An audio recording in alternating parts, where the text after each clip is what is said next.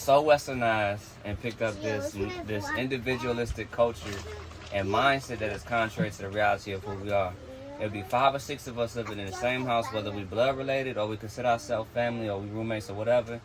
Everybody working for 5 separate employers. Everybody got 5 separate bosses. Everybody got to drive their own car. Everybody want to buy their own house. And at the end of the day, you own all, like you got your own house, you got your own car, but you still working for somebody else and you ain't dominating nothing. Meanwhile, other coaches who don't have that westernized mindset, they come here, and I know a lot of them, especially if they're from like Africa, different places like that, or they from India. They'll be in the same house and they're working for each other. They got the same business and they employing themselves. They bossing someone in the family, and they're pulling all their resources. They driving the same cars. They living in the same house. They pay that house off. They buy another house and they start to expand their resources. They got the business. They start dominating, expanding their businesses, having children and everything. Take one business to the next city. Before you know it, they dominating.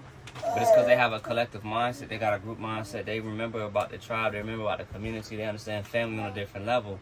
Meanwhile, we over here still struggling, can't get ourselves together because we so much about ourselves and what it is we trying to do and what we trying to accomplish. And when we say we really talking about ourselves, not collectively. And other coaches and communities, they don't think like that. That's why they dominate everything and they leave us in the dust. They come over here and every time you go to the store, like they dominate it.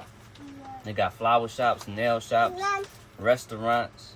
They own the car washes. They own the franchises. They own the laundry mats. They own the corner stores.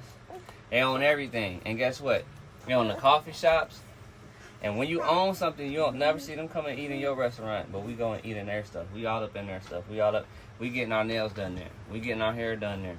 We going to buy their food. We going to do all of this other stuff. And I don't say this divisively, but you ain't going to see that in the reverse.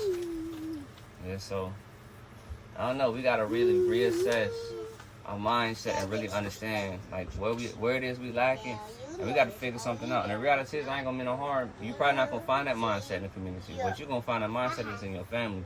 You gotta build that family. You gotta find those people that got the same mindset that's trying to build legacy, that's trying to build goals. You gotta still that in your family, your children from a youth. Don't let them watch this stuff that's promote that individualism. Help them understand what it is to really be a part of a community and to lead and dominate like that. And then you go from there, and you just build legacy. Find somebody's legacy minded.